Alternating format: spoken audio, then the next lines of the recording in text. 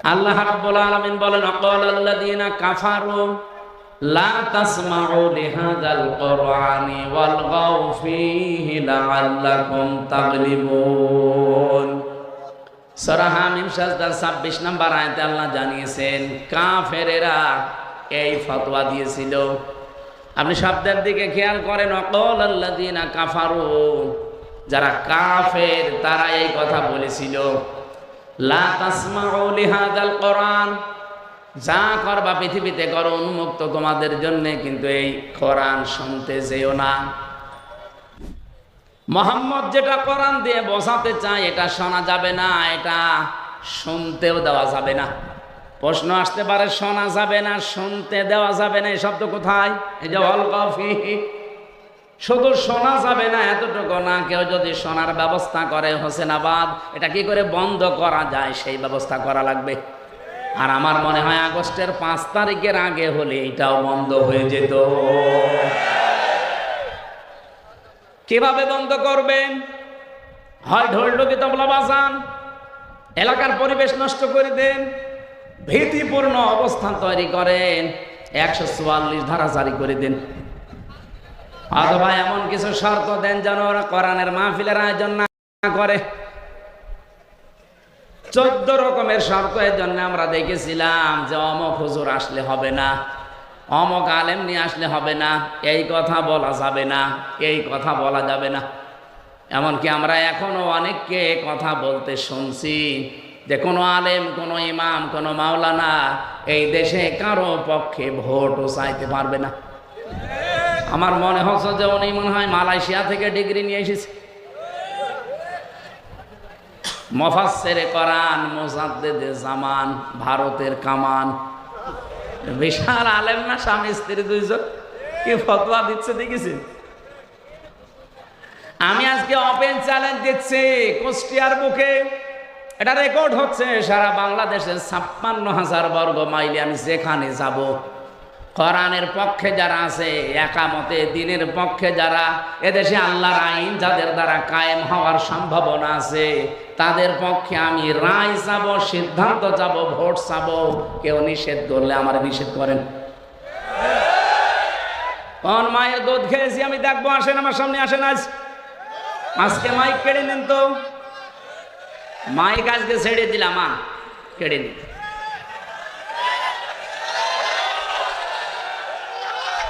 আগস্টের 5 তারিখের আগে দেশ আর নেই। 1500 বছর আগে আবু জেহেল বেশ ভালোভাবে বুঝেছিল যে আমি যা করি, আমি যে চেয়ারে বসে আছি, চেয়ার তো অবৈধ চেয়ার, আর মোহাম্মদ যা বলতে চায় ও বললে আমার চেয়ার টিকবে না। কারণ মোহাম্মদের কথা যদি সত্যি মানুষ বুঝে ফেলে, আমি যে নানা ভাবে চেয়ারে আছি, এ ধরে ফেলবে মানুষ। এই জন্যে ওর সবচাইতে বড় কাজ ছিল এইটা, যে যা করবা করো, কোরআন যেন শুনতে যেও না, আর কেউ যেন শুনতে না পারে সেই ব্যবস্থা করো। আমার মনে হয় 1500 বছর পর ওই আয়ামে জাহিলিয়াত যুগ পার হয়ে আমি জাহিলিয়াত যুগ শুরু হওয়ার পর ঠিক তারাও বুঝেছিল যে দেশে হামজা কোরআন দিয়ে যা বলতে চাই, জনগণ যদি সত্যি এগুলো বুঝে ফেলে তে আমাদের চেয়ার থাকবে না। এই জন্য এত বাধা দিতে, এত বাধা দেবে কোন কারণে? আমার যাতে কত বড় বড় হুজুর, আমার তো শরীরই চলে না, আর এক একজন হুজুর আসতো, ওরে বাবা 3-4 মন গায়ে গোস্ত, এত বড় বড় হুজুরের কোনো বাধা নেই। আরো টাকা পয়সা দিয়ে বলতো সারা রাত ওয়াজ করেন। কি ওয়াজ? সাপের কাহিনী বলেন, সাপের কাহিনী বলেন, মাছের কাহিনী বলেন, আপনিও কান্দেন, যারা আছে সামনে ওরাও কান্দুক, কেঁদে কেটে বাড়ি চলে যান। আমাদের চেয়ারের 4টা পায়া, একটা পায়া যেন আঘাত না লাগে। হামজা আসলে তো পায়া থাকবে না, কোরআন দিয়ে মানুষকে যা বুঝিয়ে দেবে, মানুষ যদি সত্যি বুঝে ফেলে আমাদের চেয়ার কিন্তু থাকবে না। এই কারণে বাধা দিত, কারণ তারা নিজেদেরকে জুলুমের চাদর দিয়ে আড়াল করে রেখেছিল। অনেকে বেদাতের চাদর দিয়ে নিজেদেরকে আড়াল করে রেখেছে। এই যে আমার তাহেরি ভাই, ওই যে প্রকাশ্য বেদাত করে, শিরিক করে, এর ফতোয়া দেওয়া লাগবে। নিজে জিকির করছে আলী বাবা, শালি বাবা, কেল্লা বাবা, ফতে বাবা। আমি এক কথায় জবাব দিচ্ছি, এদিকে তাকান। আল্লাহ যেটা পারে এ পৃথিবীর অন্য কেউ পারে এই বিশ্বাস করার নাম হচ্ছে শিরিক। আর শিরিক যারা করে তারা মুশরিক। মুশরিক যারা মরে গেলে জানাজা জায়েজ আছে? কবর দিলে কাজ হবে? হবে। কবরে দেওয়ার সঙ্গে সঙ্গে আল্লাহ আগুন লাগিয়ে দেবে। লাহুম মিন জাহান্নামা মিহাদু ওয়া মিন ফাওকিহিম গাওয়াশ ইলা আখির আয়াত। আল্লাহ পাক বলেন ওদেরকে শুধু কবরে রাখতে দেরি হবে, কবরের নিচে আমি জাহান্নামের বিছানা বিছিয়ে দেব আর উপরে আগুন লাগিয়ে দেব। ওয়াকাযালিকা নাজিজিজ জালিমিন। এটা আমি এই জন্য করব কারণ এটা জালেমদের শাস্তি। কুষ্টিয়াবাসী, আমি যেটা এ পর্যন্ত এসে বোঝাতে চাই, পৃথিবীর শিরিককারী, বেদাতকারী, জুলুমকারী, কুফরিকারী এগুলো সবই তারা নিজেদেরকে চাদর দিয়ে আড়াল করে রেখেছে। এরা তাফসির শুনলেই ভয় পায়, কারণ ওরা জানে তাফসির মানে খুলে ফেলা, উলঙ্গ করা, উন্মুক্ত করা। ঢাকনা দিয়ে ঢাকা আছে, ঢাকনা ফেলে দেওয়া। আমরা যতগুলো ঢাকনা দিয়ে নিজেদেরকে ঢেকে রেখেছি, কোরআনের তাফসীর যদি সঠিকভাবে করা হয় একটাও টিকবে না। ওরা নিজেরাও জানে যে আমরা ভ্রান্ত পথে আছি। কথা বলেন না কেন? ওরা নিজেরাও জানে যে আমরা ভুল পথে আছি, কিন্তু দুনিয়ার স্বার্থে তারা ওটা ছাড়তে চায় না। এই পৃথিবীতে আমরা তিনটা প্রাণী দেখি, এরা কিন্তু দিনের আলোতে বের হয় না, কোনো দিন রাতের আধারে বের হয়। এই যে রাত এখন অন্ধকার হয়ে গেছে, যত বেশি অন্ধকার হবে দেখবেন তত বেশি ওরা রাতের বেলা বের হবে। পেঁচা, বাদুর আর চামচিকা, নাকি এলাকায় নেই? এই তিনটা জিনিস রাতে বের হয়, বের হয়ে স্থির থাকে, মানুষের কলা নষ্ট করে, ফসল নষ্ট করে, পানির বরজ নষ্ট করে। কি কথা বলছেন এখানে? দিনের আলো, সূর্যের আলো তাদের ভালো লাগে না, রাতের আধার তাদের ভালো লাগে। এই জন্য নামও দেখেন ডিজিটাল নাম, বাদুর, চামচিকা। আমার মনে হচ্ছে ওর চেহারা ওই রকমই। কি কথা বলেন? যাদের নাম বললাম কি একবার দেখলে আর একবার দেখতে মন চাবে? কি বুঝলেন এখান থেকে? দিনের আলো, সূর্যের আলো এদের ভালো লাগে না, রাতের আধার বেছে নিয়েছে ভালো লাগে এদের। এই কারণে এদের নাম ওই রকম। এই পৃথিবীতে যারা কোরআনের আলো, দিনের আলো, ইসলামের আলো যাদের সহ্য হয় না, ভালো লাগে না, এরাই কিন্তু অন্ধকারের পথগুলো, বিশেষ করে জুলুমের, কুফরির, শিরিকির, বেদাতের অন্ধকারের পথ বেছে নেয়। বেছে নিয়েই তো স্থির থাকে না। এই পথগুলো বিভিন্ন কায়দায় মানুষকে ক্ষতি করে। শিরিক দিয়ে মানুষের ইমানগুলো ধ্বংস করে দেয়, বেদাতগুলো দিয়ে আমার আল্লাহর রোশামলে মানুষকে ফেলিয়ে দেয়, কুফরি দিয়ে মানুষের ইমানটা নষ্ট করে ফেলে।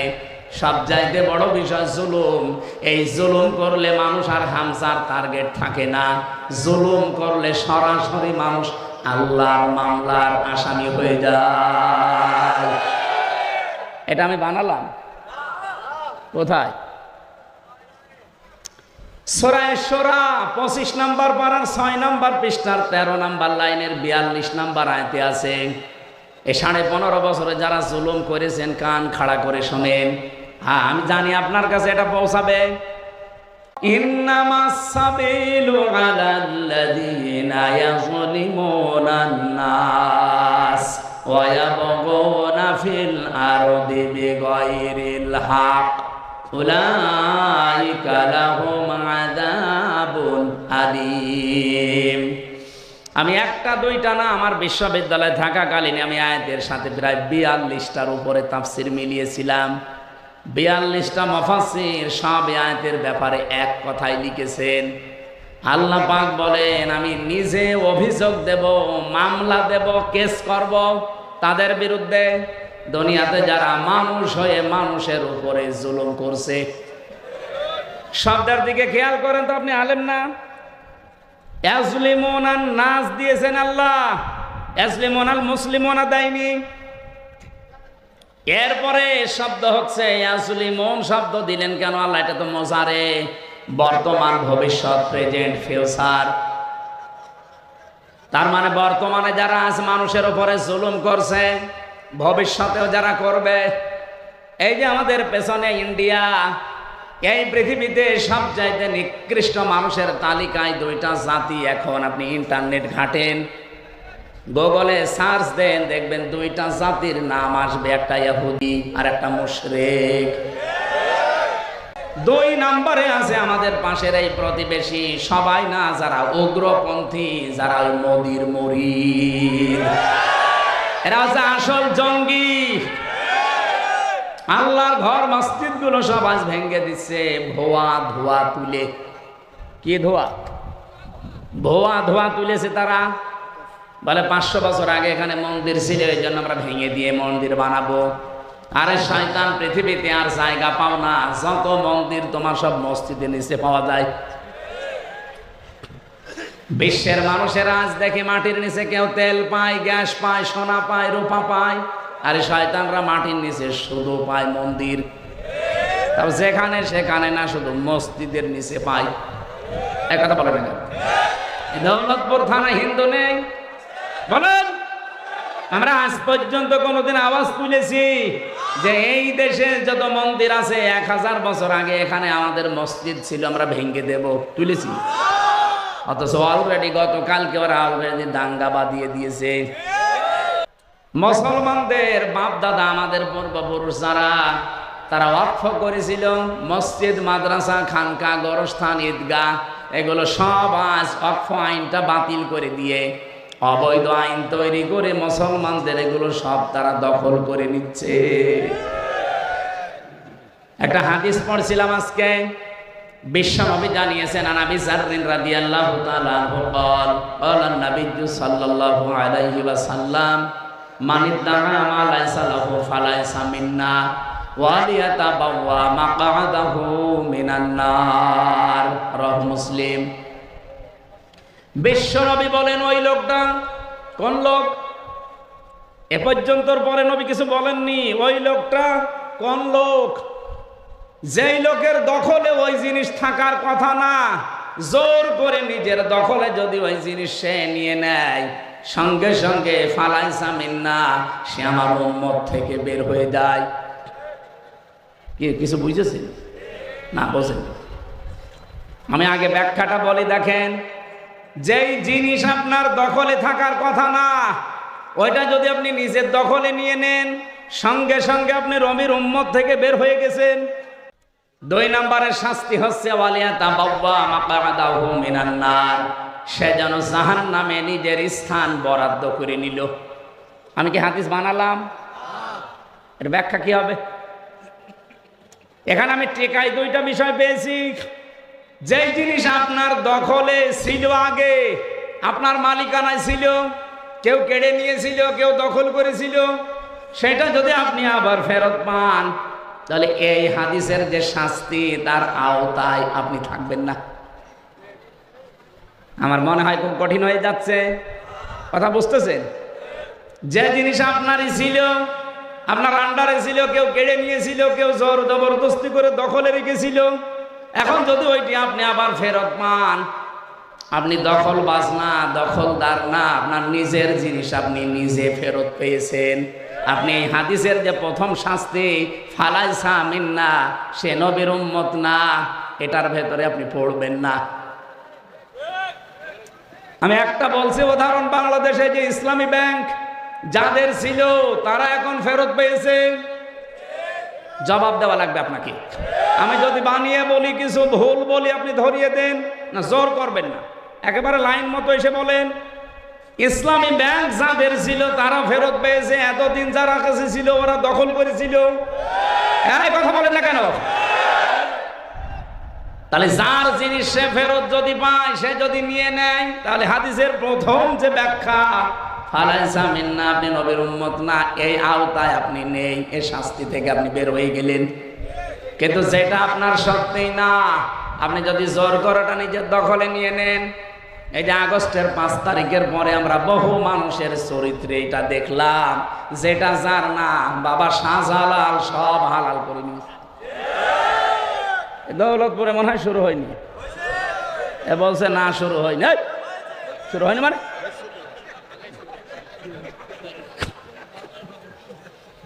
হুজুর মনে হয় ওই দলের, বলছে না শুরু হয়নি। আর টপি কেটে দিলে তখন বলবে না শুরু হয়েছে। কত কিছু আমরা দেখতে পাচ্ছি আগস্টের 5 তারিখের পরে, কত কিছু মানুষ দখল করে নিচ্ছে, অথচ সেই জিনিস তার হওয়ার কথা ছিল না। এই আন্দাজে চিল্লাছেন মানে কিছু বুঝেছেন? ঠিক আছে, খুব চালাক এলাকার মানুষেরা, শহরের মানুষ তো, শহরের মানুষ দেখলে বাংলাদেশের মানুষ এমনি ভয় পায়, কারণ এরা মানুষ জবাই করে শহরের ওপরে রেখে দেয়। অবশ্য ঠিক, হ্যাঁ আসতে বলে, রেকর্ড হচ্ছে। আমি আবার রিপিট করছি কারণ এটা খুব দরকার। যেই জিনিস আপনার না, যদি জোর করে জবরদস্তি করে দখল করে কায়দা করে যে কোনো ভাবে নিজের আয়ত্তে নিয়ে নেন, ওটা ফেরত দেওয়া লাগবে। ওটা যদি কেউ ফেরত না দিয়ে নিজের কাছেই রেখে দেন, ওই অবস্থায় যদি মারা যান আপনি নবীর উম্মত না। আর নবীর উম্মত যদি হয়ে না মরে, ওর জন্য জানাজা জায়েজ আছে, কবরে দেওয়া। তাহলে কে মরে যাচ্ছে আমরা কেন তার জানাজা দেব, কবরে দেব বলেন? কোরআনে কারিমের তাফসীর সঠিকভাবে করলে যারা আজ নিজেদেরকে আবরণ দিয়ে ঢেকে রেখেছেন, আল্লাহর কসম তারা বুঝে ফেলে যে হামজা যেটা জনগণকে বোঝাতে চায়, মানুষ যদি বুঝে ফেলে তে আমার অবৈধ ক্ষমতা থাকবে না। এটা বুঝে ফেলেছিল 1500 বছর আগে কে? আরো জোরে বলেন। আর এই যে 1500 বছর পরে এখন যারা বুঝে ফেলে, এরাও আবু জেহেলের আত্মীয় স্বজন। সুতরাং আমরা কোরআনে কারীম যেটা শুনতে আসলাম আজকে, এটা কোনো গোপন বিষয় নেই। বহু আলেম ওলামা, বহু ইমাম খতিব আমরা দেখি আয়াত পড়ে ঠিক, কিন্তু গোপন করে যায়। সেদিন আমি এই যে ব্রাহ্মণবাড়িয়া একটা মাহফিলে ছিলাম, এই মাইকের আওয়াজ শোনা যাচ্ছিল সর্বোচ্চ 1.5 কিলো দূরে। আমার ওই তাহেরি ভাই ওয়াজ করছে, আমি মাঝে মাঝে আলোচনা বন্ধ করে দিয়ে একটু শুনছিলাম, দেখি ভাই আমার কি বলে। উনি আয়াত পড়লো ঠিক, কুল হুয়াল্লাহু আহাদ। হে নবী আপনি বলেন আল্লাহ এক। এ নবী কোন নবী? এ নবী ফাতেমার বাবা। এ ফাতেমা কোন ফাতেমা? এ হাসান হোসাইনের মা। এ হাসান হোসাইন কে জানেন আপনারা? কারবালা শহীদ হয়েছিল হুসাইন। আমি আপনাদেরকে হুসাইনের জীবন কাহিনী শোনাবো। আয়াত পড়েছি কি?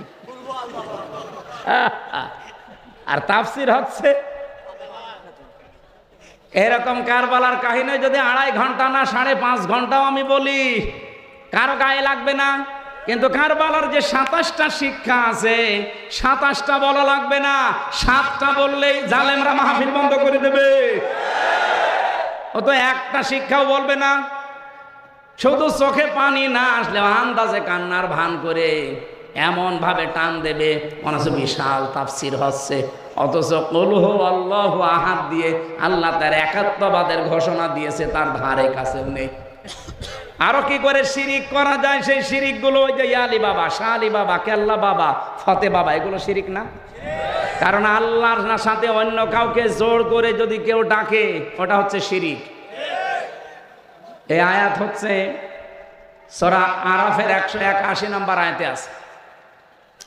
আল্লাহ রাব্বুল আলামিন বলেন, আমি আল্লাহর সাথে অন্য কাউকে জুড়ে দিবা না। যদি আমি আল্লাহর সাথে অন্য কাউকে কেউ জুড়ে দেয়, যারা এলহাদ করবে, বাড়া কমা করবে, এর ভেতরে জুড়ে দেবে, তোমরা তাদের সাথে মিশে ডাকবা না। এ ঘোষণা কার? অথচ এরা যে আল্লাহর সাথে জুড়ে দিয়েছে, আলী বাবা, শাহ আলী বাবা, কেল্লা বাবা, প্রকাশ্য শিরিক কিনা বলেন? আরো জোরে বলেন। এই জন্য আমি এক কথায় জবাব দিই, শিরিক কিন্তু অনেক প্রকার আছে, সবগুলো আমার আলোচনার বিষয় না। শিরিক বিল জাত পেয়েছি তাফসিরে, শিরিক বিল সিফাত, শিরিক বিল ইখতিয়ারা, শিরিক বিল হুকুক। আমি একটা একটা করে 120 প্রকার পর্যন্ত পড়েছিলাম। এক কথায় জবাব হচ্ছে, আল্লাহ যেটা পারে পৃথিবীর অন্য কেউ পারে। আরো জোরে বলেন। যদি কেউ বিশ্বাস করে যে না অন্য কেউ আল্লাহর মতো পারে, সে সঙ্গে সঙ্গে মুশরিক। আরো জোরে বলেন, বলেন, বলেন তো এই পৃথিবী চালাতে পারে কে? না মা দুর্গাও পারে? এই পৃথিবী চালাতে পারে আল্লাহ, অন্য কেউ এখানে আর শরীক? আরো জোরে বলেন। এ দুনিয়া চালাতে হলে আইন লাগে, আইন দিতে পারে শুধুমাত্র একমাত্র কেবলমাত্র কে? অন্য কেউ পারে? তাহলে এই কথাই তো বলি আমরা, অন্যের কোন আইন এই পৃথিবীতে যদি চলে, কেউ যদি চালানোর চেষ্টা করে, সে মুশরিক। কারণ শিরিক করেছে সে আল্লাহর আইনের সাথে। আর আমাদের জীবনের প্রথম কথাও যা, শেষ কথাও তা, যে এই জমিন আল্লাহর, আলাহুল খালক ওয়াল আমর, আইনও চলবে আল্লাহ। জীবনে আমাদের আর কিছু না থাক, অন্তত এইটা আছে। যারা বাংলাদেশে মিথ্যা কথা আমাদের বিরুদ্ধে ছড়ান যে আমাদের নাকি আকীদা ঠিক নেই, আরে ভাই আমার আকীদা হচ্ছে আল্লাহর জমিনে আল্লাহর বিধান চালু করব, এটা আমার আকীদা। আপনার আকীদা কি বলেন তো? আপনি আপনার আকীদা যদি থাকে না আমার এই জমিনে আল্লাহর জমিন আমি মানি, কিন্তু আইন চলবে আমার বাবার, আপনি মুশরিক। আপনি যদি বলেন আল্লাহর জমিন ঠিক আছে মানি, কিন্তু আইন চলবে আমার স্বামীর, আপনি মুশরিক। আমার আকীদা সাফ, এই জমিন আল্লাহর, আইন চলবে আরো জোরে বলেন। সুতরাং আল্লাহর এই জমিনে আল্লাহর আইন বাদে অন্যের আইন যারা প্রতিষ্ঠা করার জন্য দল করেন, আন্দোলন করেন, মিছিল মিটিং করেন, ভোট দেন, আপনি মুশরিক। আপনার সাথে আত্মীয়তা করা জায়েজ নেই। একটু কড়া হয়ে যাচ্ছে। না না, কিসের কড়া, এখনো শুরু হয়নি, হালকা পাতলা বলছি। আকীদা সাফ করা লাগবে। আমার আলোচনার বিষয় পাঁচটার ভেতরে এটা একটা, যে আকীদা বিশুদ্ধ করা লাগবে, সাফ করা লাগবে। আমি যে তেলাওয়াত করেছি এর ভেতরে পাঁচটা বিষয় লুকিয়ে আছে, আমি সামনে নিয়ে আসব। আপনারা কি ধৈর্য হারা হয়ে যাচ্ছেন? আর কিছুক্ষণ সময় দেওয়া যাবে না? সাফ করছি আমি, আগে এটা ঠিক করে নেই। সূরা বাকারার 208 নম্বর আয়াতটা পড়েছিলাম, আর লক্ষ লক্ষ হাদিস থেকে মাত্র একটা হাদিস একটু লম্বা, ওইটা পড়েছিলাম। এই দুটাকে সামনে নিয়ে আমি কথা বলবো ইনশাআল্লাহ। রব্বুল আলামিন এখানে ঈমানদারকে ডাক দিয়েছিলেন, ইয়া আইয়ুহাল্লাযীনা আমানু, ওহে যারা ঈমানের দাবি করো, উদখুলু ফিস সিলমি কাফা, তোমরা পরিপূর্ণভাবে ইসলামে প্রবেশ করো। এ নির্দেশ কার? এখানে শব্দটা ছিল সিলমন, এখানে জবর দিয়ে পড়লে হয় সালমন। আলেম যারা আছে বলেন তো সালমন মানে কি? এলাকায় আলেম নেই। সালমন মানে শান্তি, আর সেলমন মানে ইসলাম। সেলমন মানে, এখানে কি সেলমন আছে না সালমন আছে? সেলমন। আল্লাহ পাক বলেন উদখুলু, বহু বচন এটা, সবাই মিলে প্রবেশ করো, ফিস সিলমি, ইসলামের মধ্যে। কিভাবে করবা? কাফা, পরিপূর্ণভাবে। এখন আমাকে যদি কেউ প্রশ্ন করেন, হুজুর সারা জীবন আমি আয়াত শুনছি ইসলামে প্রবেশ করো, ইসলামে প্রবেশ করো পরিপূর্ণভাবে, তো ইসলামে পরিপূর্ণ প্রবেশ কিভাবে করে? কেউ যদি বলে আমি ইসলামে পরিপূর্ণভাবে প্রবেশ করতে চাই, তার কিছু আলামত পড়া কোরআনে আল্লাহ দিয়েছেন। আমি 9টা পেয়েছি, সামারাইজ করে 5টা বানিয়েছি। আপনি যদি এই 5টার ভেতরেও নিজের জীবনকে, প্র্যাকটিক্যাল লাইফকে মিলাতে পারেন, আপনি বিশ্বাস করতে পারেন যে আমি ইসলামে পরিপূর্ণ দাখিল হয়ে গেছি। সুবহানাল্লাহ বলতে পারেন না? আর 1 নম্বরে আকীদা বিশুদ্ধ করা লাগবে। এই জন্য এই পয়েন্টটা নিয়েছি।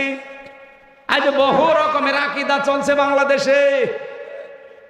এই দেশে যারা একামতে দিন কায়েম করতে চায়, আল্লাহর কসম কোরআন শরীফ আমি সামনে নিয়ে হাতে নিয়ে বলছি, তাদের বিরুদ্ধে একটা মিথ্যা অপপ্রচার করা আছে যে তাদের আকীদা ঠিক নেই। আরে ভাই, আমার আকীদা, আমি সাফ কথা বলছি, আল্লাহর জমিনে আল্লাহর আইন প্রতিষ্ঠা করা, এটা আমার আকীদা। হ্যাঁ, আমার সিস্টেম ভুল হতে পারে। কেউ গণতন্ত্রের নাম দেন, কেউ রাজতন্ত্রের নাম দেন, কেউ খেলাফতের নাম দেন, আমার সিস্টেম ভুল হতে পারে, কিন্তু আমার বিশ্বাসে ভুল নেই। আমি আব্রাহাম লিঙ্কনের গণতন্ত্র আমিও মানি না। জনগণ সমস্ত ক্ষমতার উৎস, এই বিশ্বাস আমারও নেই। আপনার কি মনে হয় জামাত ইসলামের নিবন্ধন বাতিল করে দিয়েছে শুধুমাত্র তারা 71 সালে ভূমিকাটা খারাপ ছিল এই কারণে তাদের নিবন্ধন বাতিল হয়েছে? জীবনও না। এ দেশ তো আর হাসিনা এতদিন চালায়নি, চালিয়েছে ওনার স্বামী, ওনার নামে স্বামী, যিনি উনি এখানে যা বলেছে তাই হয়েছে দিল্লির প্রেসক্রিপশন অনুযায়ী। যারাই বলেছে যে ক্ষমতার উৎস জনগণ নয় আল্লাহ, তাদেরই নিবন্ধন বাতিল করে দিয়েছে। কারণ এখানে একটা প্রকাশ্য শিরিক লুকিয়ে আছে। আপনিও কালকে বলেন যে জনগণ সমস্ত ক্ষমতার উৎস, আমরা মেনে নিলাম, আপনারটা আজকে ফেরত দিয়ে দেবে। এই জন্যই তো বারবার বলছি, সংস্কার যখন আরম্ভ হয়েছে 2732 জন মানুষ যখন অন্তত জীবন দিলই, তাদের জীবনের মূল্য যদি দিতে চান, বাংলাদেশে এই মানানো সংবিধান যেটা শিরিক কুফর দিয়ে ভরপুর করা, এর যতগুলো ধারা আমি পড়েছি অধিকাংশ ধারা কোরআনের সাথে মেলে না। এই কোরআনে আল্লাহ একটা সংবিধান নামে সূরা দিয়েছেন, তার নাম ফুরকান। ফুরকান মানে সংবিধান, আধুনিক অর্থ ফুরকান মানে সংবিধান। এখানে 77টা আয়াত আছে। কয়টা? 73টা ধারা আছে। আপনি তাফসীর বুঝে বুঝে পড়েন। পৃথিবীর কোন এলাকা যদি কেউ ভালো বানাতে চায়, মিনি জান্নাত তৈরি করতে চায়, এই 77টা আয়াতের 73টা ধারা ওই দেশে যদি কায়েম করে দিতে পারেন, ওই এলাকা মিনি জান্নাত হয়ে যাবে। আর আমরা ওইটাই চাচ্ছি। সংস্কার আরম্ভ হয়েছে সেই 2024-এর 5 আগস্ট থেকে শুরু করে বারবার আহ্বান জানাচ্ছি যে সংস্কার করেন, তাড়াতাড়ি করেন। কেউ বলছে না সংস্কার লাগবে না, তাড়াতাড়ি নির্বাচন দেন। নির্বাচন দিয়ে করবো কি? সংস্কার না করে নির্বাচন দিলে আগে যে দিনের ভোট রাতে হয়েছে তাই হবে। কারণ এই যে 1628 জন যারা দায়িত্বে আছে, এরা তো ওই মানুষগুলোই, এই ডিসি সেই ডিসি, এই এসপি সেই এসপি, এই টিওনো সেই টিওনো, এই ওসি সেই ওসি। হ্যাঁ, কুষ্টিয়ার ডিসি গেছে কুমিল্লায়, কুমিল্লাটা গেছে কুড়িগ্রাম, কুড়িগ্রামটা চট্টগ্রাম। এই পার্থক্য। মাল তো সব একই আছে। কি মাল এক নেই? খালি চেয়ার পাল্টিয়েছে। চেয়ার পাল্টিয়ে কি হবে? মাল পাল্টান। খালি জিনিসপত্রগুলো পাল্টিয়ে যারা এতদিন কে বৈষম্যের শিকার ছিল এই 15.5 বছর, তাদেরকে নিয়ে এসে বসান। কালকেই নির্বাচন আমরা মেনে নিচ্ছি, কোনো অসুবিধা নেই। এই জন্য বারবার সংস্কার চাচ্ছি যে সংস্কার যখন সব জায়গায় চলছে, সংবিধানের সংস্কার করে। এখানের ধারাগুলো ডক্টর কামালের লেখা, একটা নাস্তিক, ওর লেখা সংবিধান বাতিল করে দিয়ে কোরআনের সংবিধান, এখানে 92 জন মুসলমান 100 জনের আমরা বাস করি। আমরা কোরআনের এই 73টা ধারার সংবিধান চাই না। আরো জোরে বলেন চাই না। কারা কারা চান কোরআনের সংবিধান? দেখি।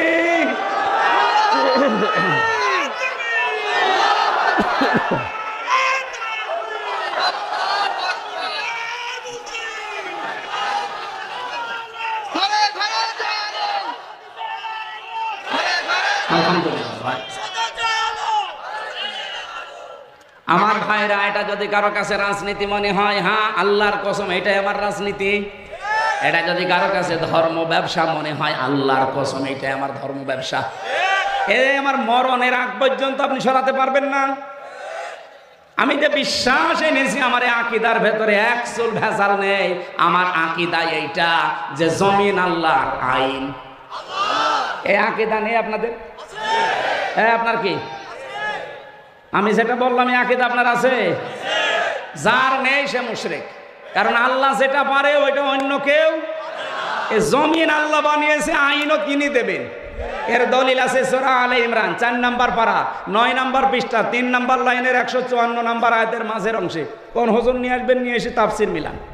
ইয়াকুলুনা হাল্লানা মিনাল আমরি মিন শাইইন কুল ইন্নাল আমরা কুল্লাহু লিল্লাহ।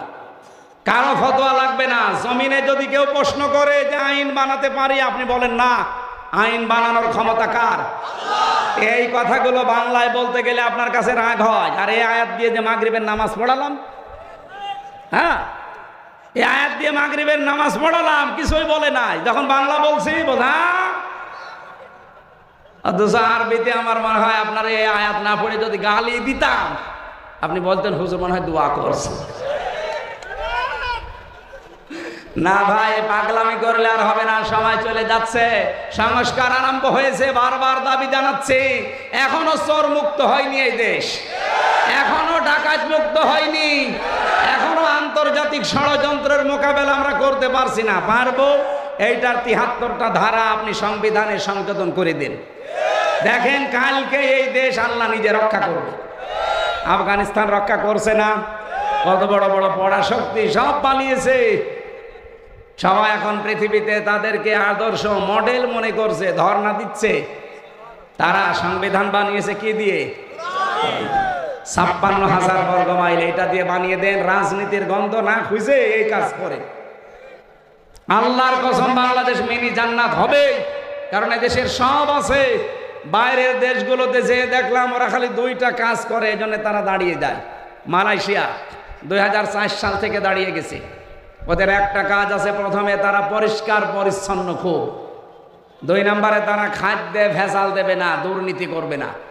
যদি দেখে যে কোনো খাবারে ভেজাল দেওয়া আছে, ফরমালিন দেওয়া আছে, ঔষধ দিয়েছে, বিষ দেওয়া আছে, যদি ধরা পড়ে কোনো বিচার নেই, সঙ্গে সঙ্গে মেরে ফেলবে। এইটা আজকে বাংলাদেশে 10টা করে দেখেন, খাদ্যে ভেজাল দেওয়া ওর জীবনও সাহস হবে না।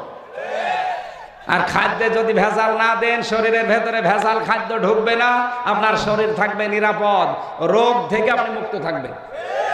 আমাদের দেশের রোগ সবগুলো বেশি হওয়ার পেছনে খাদ্যে ভেজাল আর এই যে জার্মগুলো, এই যে বাতাসের ভেতরে যেগুলো উড়ে বেড়ায়। অথচ মালয়েশিয়া বাংলাদেশের চাইতে প্রায় 5 ডবল বড়। এত বড় বিশাল দেশে মাত্র 9 দিনে এলাকা সব ঘুরে আসলাম। সিঙ্গাপুর খুব বড় না, এটা বাংলাদেশের একটা জেলার অর্ধেক। এই কুষ্টিয়া জেলার অর্ধেক হবে সিঙ্গাপুর, 44 কিলো এদিক ওদিক। আমার মনে হয় কুষ্টিয়ার এ মাথা থেকে ও মাথা প্রায় 70-80 কিলো হবে, হবে না? এই দৌলতপুরের একেবারে তেকালা থেকে শুরু করে ওই খোকসার একেবারে শেষ ওই জানিপুর পর্যন্ত আপনি হিসাব করে দেখেন, পুরাটা 60-70 কিলো হয়ে যাবে। সেই হিসাবে সিঙ্গাপুর মাত্র 44 কিলোমিটার এদিকে ওদিক মিলে। অথচ বিশ্বে 257টা রাষ্ট্রে তাদের দাপট কি? দুর্নীতি মুক্ত যদি আমরা হতে পারতাম, আর ওই মানুষগুলোকে যদি সামনে এখন বসাতে পারতাম, কিচ্ছু লাগবে না। এই দেশে শুধু পাচার হওয়া টাকাগুলো নিয়ে এসে দেন, আর মাওলানা মতিয়ার রহমান নিজামের মতো মন্ত্রী তৈরি করেন, মন্ত্রিত্ব চালিয়ে 26 টাকা ফেরত দেবে। পৃথিবীর ইতিহাস পাল্টিয়ে দিয়েছে। দুর্নীতি মুক্ত মন্ত্রী এই দেশে ছিল না? ছিল না? অনবীক্ষণ যন্ত্র দিয়েও 1 টাকা দুর্নীতি পায়নি। আর এমন মন্ত্রী 620টা বাড়ি শয়তানি। কত? 620টা বাড়ি পালিয়েছে এখন। সেদিন গিয়েছিলাম, সে দেখি থাইল্যান্ডে, হ্যাঁ থাইল্যান্ডে, পড়ে আছে। ওপর থেকে নামছি, হোটেল থেকে নেমে দেখি বসে আছে, চা খাচ্ছে। কি বলছো? হুজুর আমি আগেই পালিয়েছি। আগে পালাবেন কেন? আপনি পালাবেন কেন? আপনার না 620টা বাড়ি, আপনি এই 9 মাস থাকলে আরো 500 বাড়ি বানিয়ে ফেলতেন। একটা মানুষের বাড়ি লাগে কত বলেন তো? হ্যাঁ, তাও ভূমি মন্ত্রী না। ও যদি হানিফ সাহেবের পর্যায়ে থাকতো তাহলে অন্তত 1000 বাড়ি বানালে মেনে নিতাম। হানিফ সাহেব বাংলাদেশের এই পর্যায়ে, যে 3 নাম্বার পর্যায়ে ছিল কাওয়া কাকুর পরে, কাওয়া কাকুর পর ছিল না, তার মাত্র কয়টা? 3টা বাড়ি, ঢাকায় একটা, শ্বশুর বাড়ি তো নিজের বাড়ি না, খোল না, ওটা বাদ দিলাম, কুষ্টিয়ায় একটা, ভেড়ামারা একটা। এত বড় নেতার মাত্র 3টা বাড়ি, বাকি তার টাকা পয়সা কিছুই নেই। তার এক চাচাতো ভাই, আমি নাম নিলাম না, তার শুনছি নাকি 1000 কোটি টাকা শুধু তার স্ত্রীর আছে, তার চাচাতো ভাইয়ের এক স্ত্রীর। আমি সেদিন একটা জরিপ পেয়েছিলাম, বাংলাদেশের এই টাকাগুলো যদি পাচার না হতো, বাংলাদেশে 4 বার বাজেট দেওয়ার পরেও টাকা বেঁচে থাকতো। আমরা 4 বছর বাংলাদেশে কিচ্ছু করা লাগতো না, শুধু বসে বসে খেতাম। অথচ এই দেশে এখন প্রায় 36 লাখ যুবক বেকার। এগুলো বাইরের দেশে তো যায়, যে দেখি কেউ ঝাড়ু দিচ্ছে রাস্তা, কেউ রুটি বানাচ্ছে, কেউ চা বানায়, কেউ কাপড় চোপড় সেলাই করে, কেউ পায়খানা সাফ করে। অথচ এই টাকা পাচার না করে আপনারা যদি দেশে কর্মসংস্থান তৈরি করতেন, এই চর এলাকায়, বাইরের দেশগুলোতে চর এলাকা পেলে সেখানে সোনা ফলায় তারা, অথচ হাজার হাজার বিঘা এই দৌলতপুরে সিলমারি চর নেই। আমি শুধু ইন্টারনেটে দেখেছি হাজার হাজার বিঘা পড়ে আছে।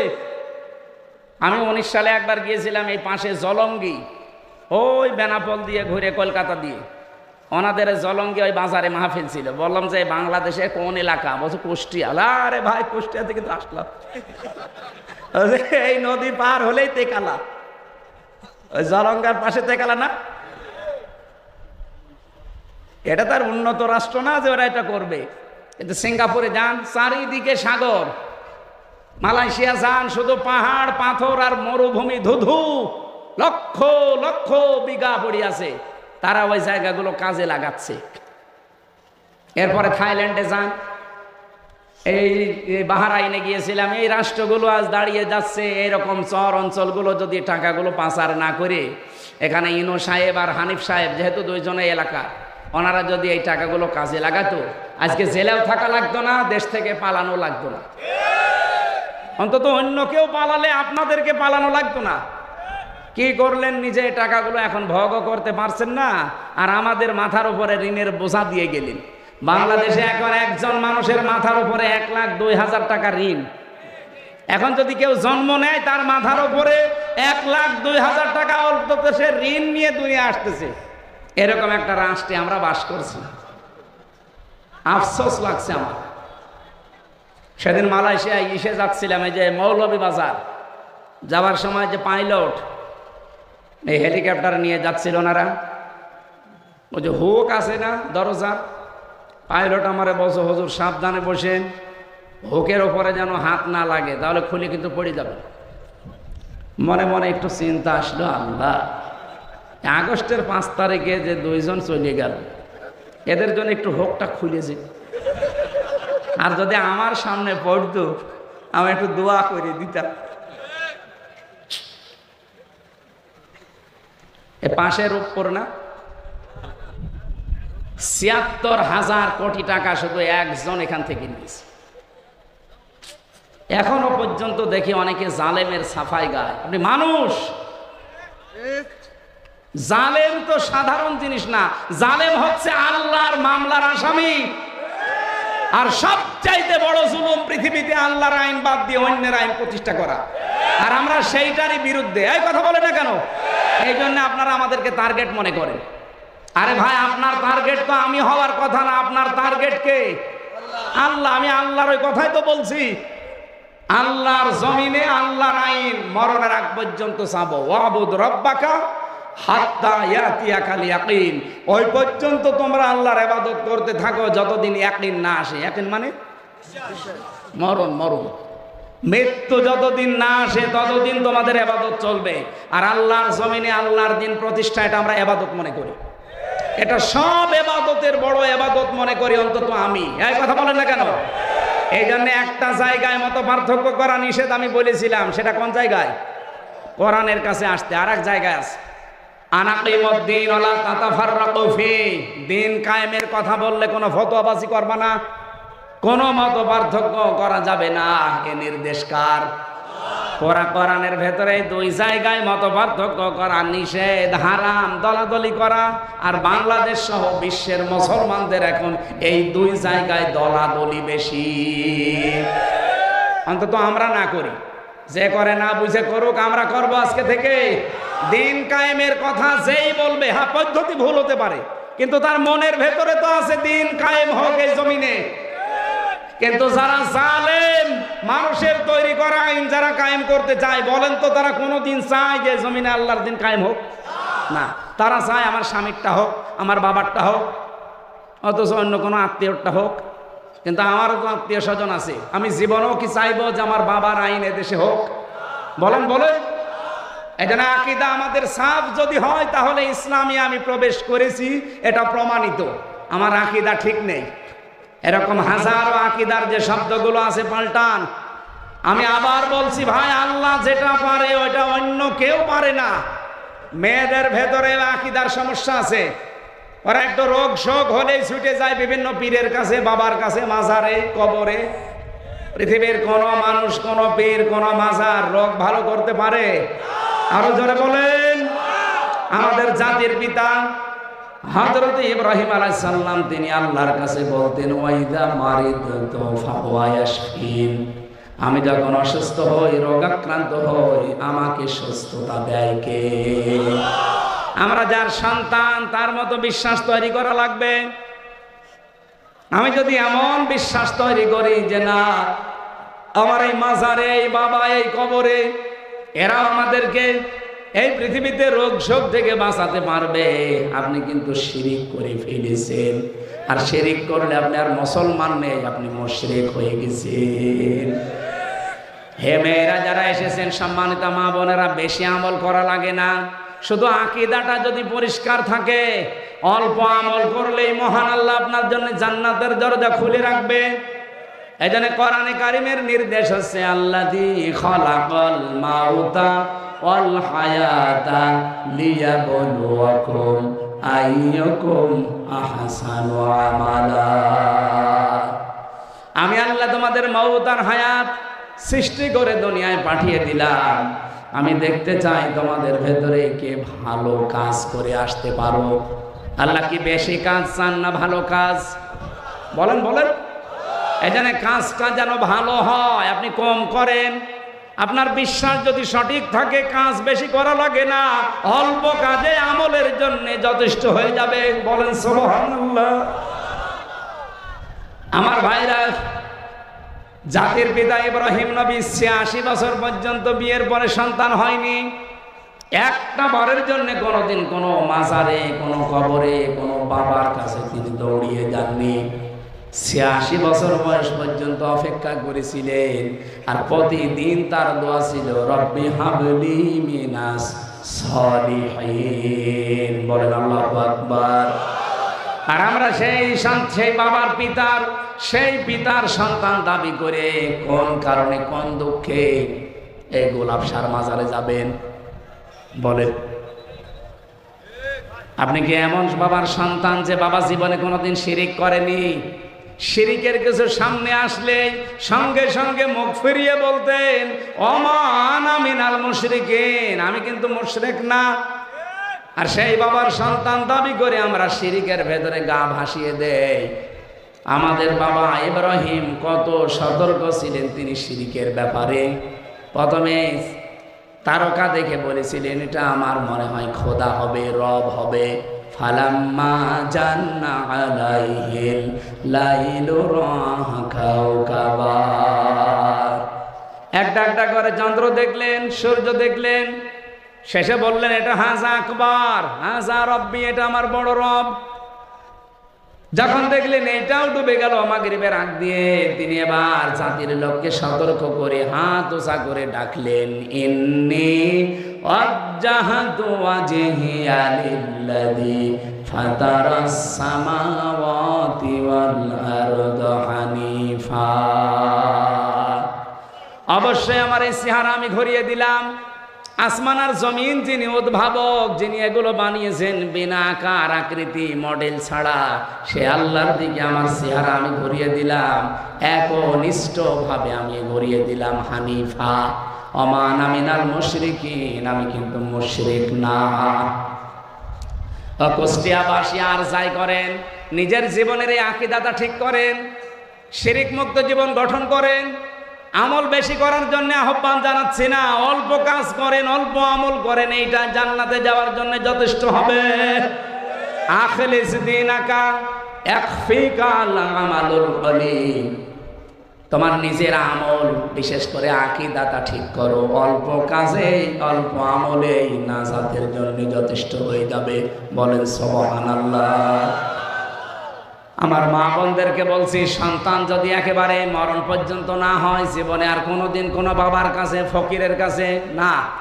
হ্যাঁ, যদি আপনার রোগ থাকে চিকিৎসা করান, চিকিৎসার জন্য যদি ঝাড়ফুঁক নেওয়া লাগে ঝাড়ফুঁক নেন, কিন্তু তাবিজ কবজ নেবেন না। তাবিজের ভেতরে শিরিকের গন্ধ পাওয়া যায়। আব্দুল্লাহ বিন মাসউদ থেকে বর্ণিত, তিনি বলেন তাবিজ ঝোলালো যে সে যেন আল্লাহর সাথে শিরিক করলো।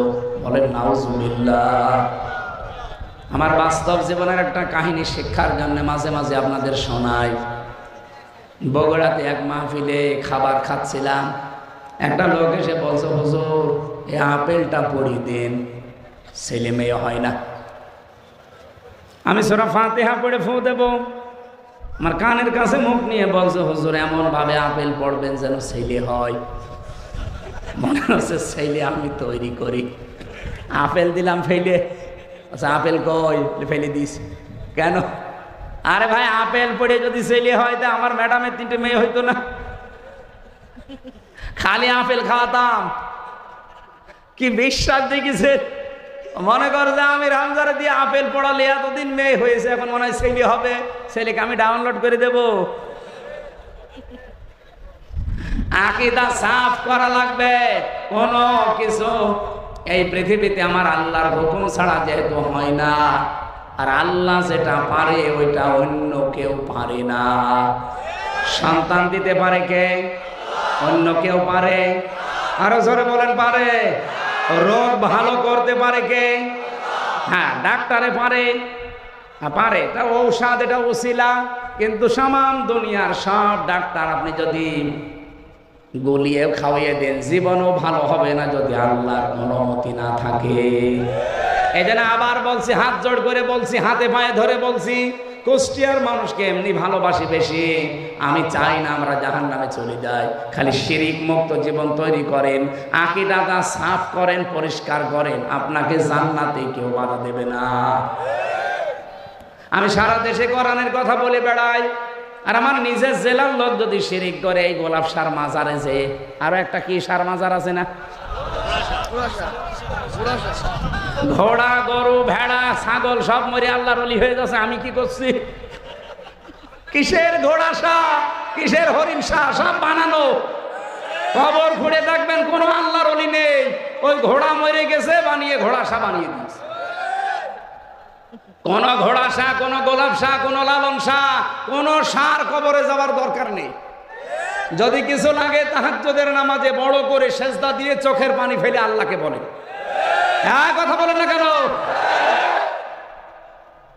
অনেকে রাসূলুল্লাহর মহব্বতে অনেকে শিরিক করে ফেলে, বিশ্ব নবী তুলতে তুলতে আল্লাহর উপরে তুলে ফেলে।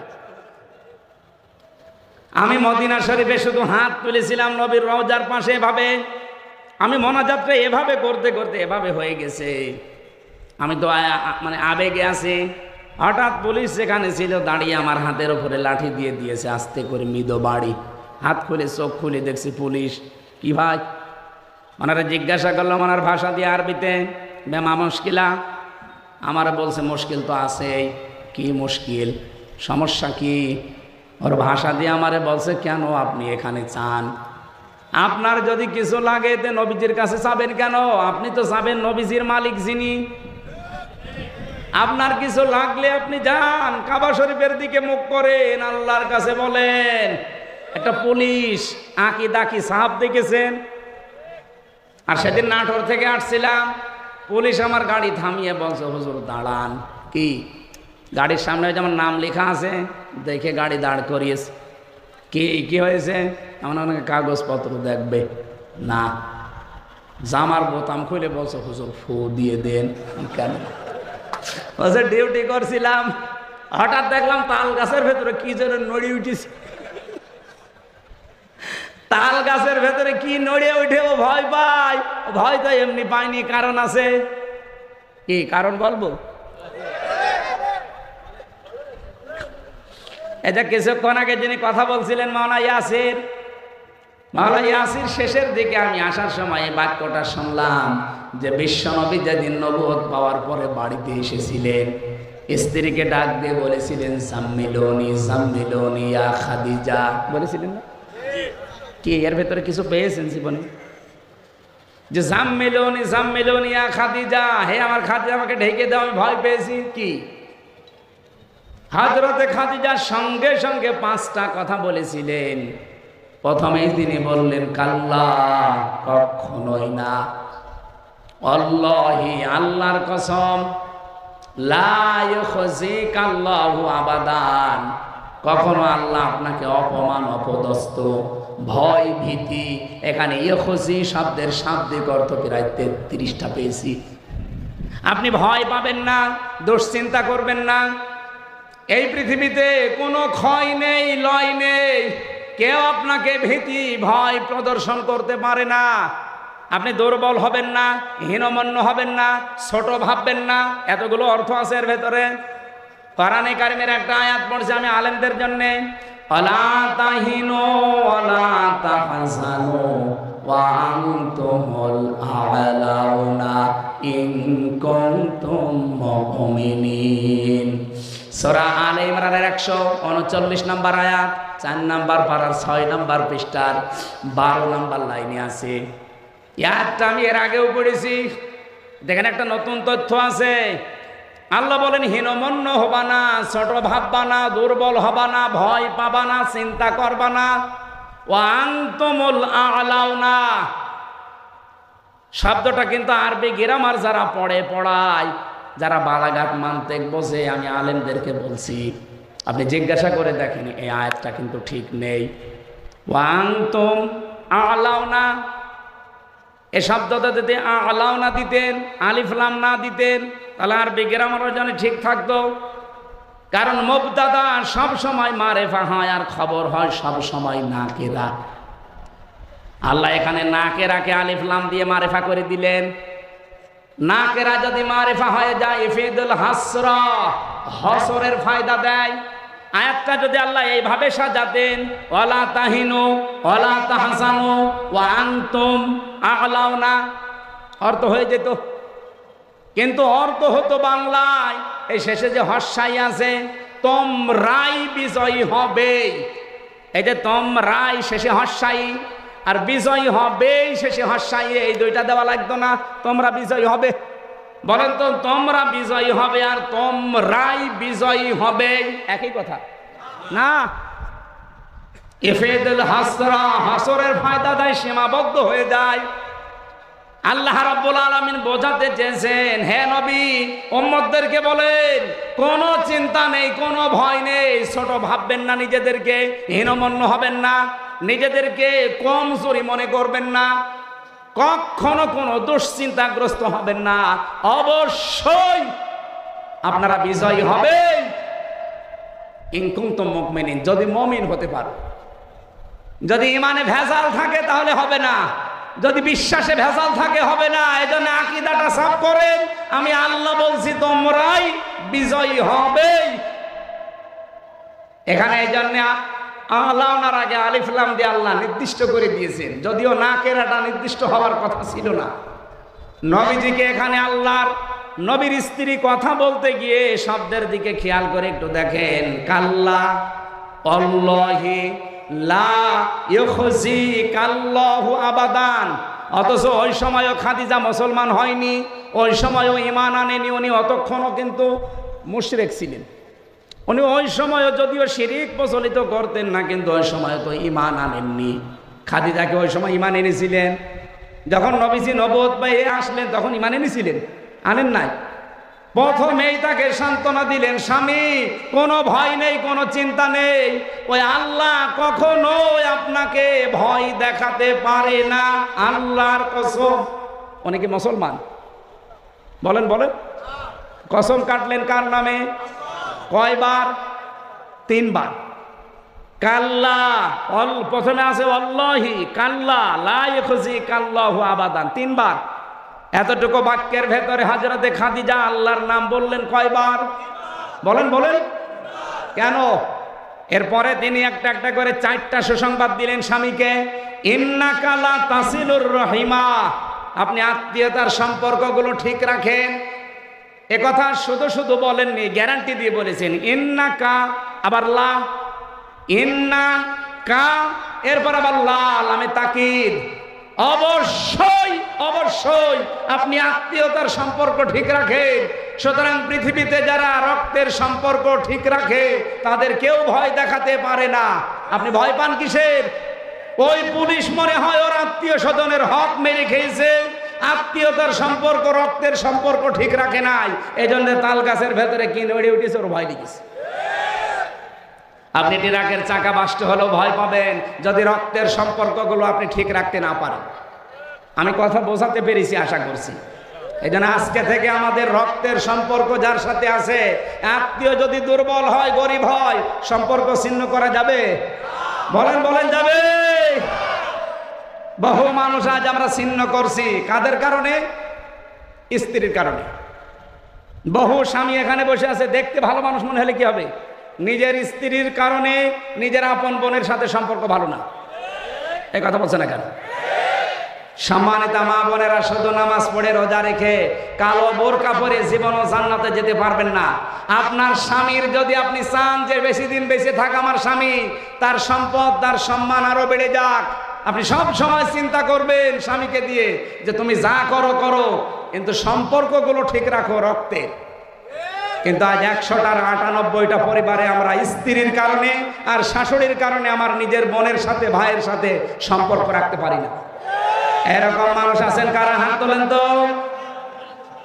এই আছে আছে।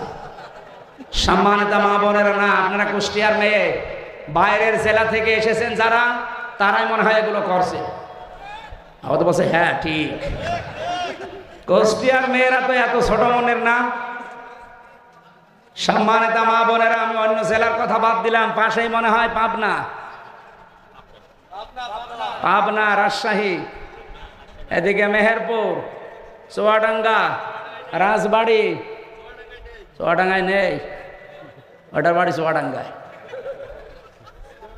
কুষ্টিয়ার মেয়েরা যারা এসেছেন, আপনাদের হাতে পায়ে ধরে বলছি, মা, মেয়ে, বোন, ফুফু যাই বলেন, বাইরের জেলায় যান, নিজের জেলায় থাকেন, স্বামীকে সব সময় উদ্বুদ্ধ করবেন যে তুমি যদি বেশি দিন বেঁচে থাকতে চাও আর সম্পদ আর সম্মান দুনিয়ায় কামাতে চাও, সম্পর্কগুলো ঠিক রাখো রক্তে।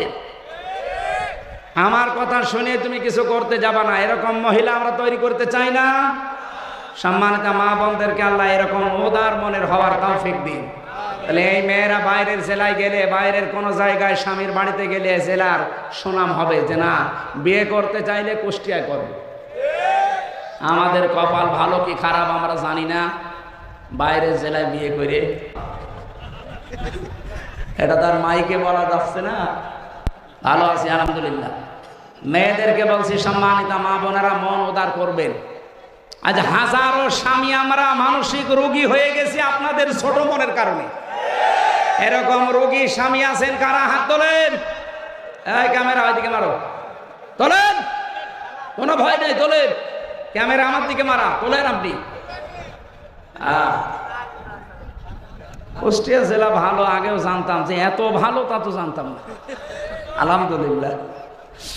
যাক, এবার মিডিয়ায় প্রচার হচ্ছে, আমার একটা দাম থাকবে, সারা বাংলাদেশে গেলে বউ কুচো করে বলতে পারবো আমার জেলা 1 নম্বরে আছে। এখানে কোনো মানুষ বাবা মা থেকে আলাদা হয় না, শুধু দৌলতপুরে হয়।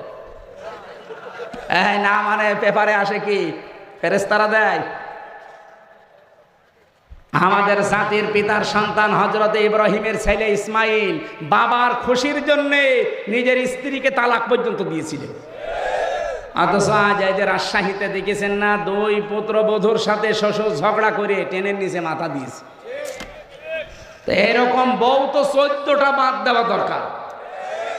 সম্মানিত মা বোনেরা, বেশি বলে ফেললাম, আপনারা মন খারাপ করবেন না।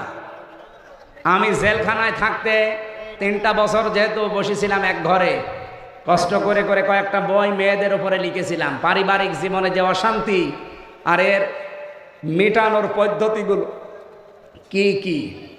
এটা এই গাড়িতে কয়েক পিস আছে, মেয়েদেরকে নিয়ে উপহার দেবেন। নিজের মেয়ে বিয়ে হয়নি এখনো, তারে পড়াবেন। স্বামীর বাড়ি যাওয়ার আগে এটা পড়, 120 পৃষ্ঠা লিখেছি। এরপরে নিজের বউকে পড়াবেন, নিজের ফুফুকে দেবেন, নিজের মাকে পড়াবেন। ওই যে গাড়ি আছে সাদা গাড়ি, যাওয়ার সময় ওটা নিয়ে যেয়ে ওদেরকে দেবেন। আর শিক্ষিত মানুষ যারা আছেন, বিশেষ করে 8, 9, 10, এরপরে ইন্টার, ডিগ্রি যারা অনার্স মাস্টার্স করা, তাদের সৃষ্টি নিয়ে একটা বই লিখেছি, ওইটা নিয়ে যাবেন শিক্ষিত মানুষরা। আরে ভাই, বই মানুষকে ঠকায় না, এগুলো পড়েন, আপনার জ্ঞান আরো বাড়বে, আল্লাহর কাছে আপনি সেজদা দিতে বাধ্য হবেন। আমি যে কথা বলছিলাম মানুষের ভেতরে ভীতি সৃষ্টি হওয়ার পেছনে কারণ মানুষের এই আকীদা, এই যে পরিষ্কার না হওয়া, এবং যারা রক্তের সম্পর্কগুলো ছিন্ন করে, হযরতে খাদিজা রাসূলকে এটাই শুনিয়েছিলেন, ভয় পাবেন না, আপনি রক্তের সম্পর্ক ঠিক রাখেন, পৃথিবীর কোনো জিন পরি ভূত পেতনি আপনাকে ভয় দেখাতে পারে না। আপনিও ভয় পাবেন না যদি রক্তের সম্পর্ক অটুট রাখতে পারেন। আমি সহ যারা এসেছি মা বোনদেরকে আমি সাহায্য করার জন্য বলছি, আর আমরা উদ্বুদ্ধ হচ্ছি প্রত্যেক জায়গায় আমাদের রক্তের সম্পর্ক যেন ঠিক থাকে। পারবেন না এই ওয়াজটা মনে রাখতে, আমল করতে? আল্লাহ তৌফিক দিন। 5টা বিষয় যদি থাকে ইসলামে পরিপূর্ণ আসা যায়। আকীদা সাফ, 2 নম্বরে আত্মসমর্পণ করা, এটা সূরা বাকারার 131 নম্বর আয়াতে দলিল আছে। 3 নম্বরে চরিত্র উন্নত করা, উত্তম চরিত্রের অধিকারী হওয়া। 4 নম্বরে প্রত্যেকটা কাজে ইখলাস তৈরি করা, যা করবেন আল্লাহর জন্য। যদি আপনি দিনের কাজ করতে গিয়ে, একামতে দিনের কাজ করতে গিয়ে কেউ বাধা দেয়, কেউ গালি দেয়, রাজাকার বলে বলুক, কারণ আমি করছি কার জন্যে? ইউজাহিদুনা ফি সাবিলিল্লাহ ওয়ালা ইয়াখাফুনা লাওমাতা লাইম। আমার তেলাওয়াতকৃত হাদিসের 6 নম্বর পয়েন্টে এটা আছে। 5 নম্বরে হচ্ছে নিজের লেনদেনগুলো ঠিক করা। এই তারাগনিয়া, এরপরে হোসেনাবাদ বাজারে বহু মানুষ বাকি খায়, বাকি হওয়ার পরে ওই দোকানের সামনে দিয়া যায় না, অন্য রাস্তা ধরে। আপনি যতই বুজুর্গ দাবি করেন, তাহাজ্জুদ পড়েন, আপনি ইসলামে এখনো পরিপূর্ণ প্রবেশ করতে পারেননি। কারণ পরিপূর্ণ ইসলামে আসতে হলে এই 5টা বিষয় মাস্ট বি ভেতরে আনা লাগবে। আমি সহ প্রত্যেককে আল্লাহ এগুলো আমল করে দুনিয়ার জীবন ত্যাগ করার তৌফিক দিন, আমিন।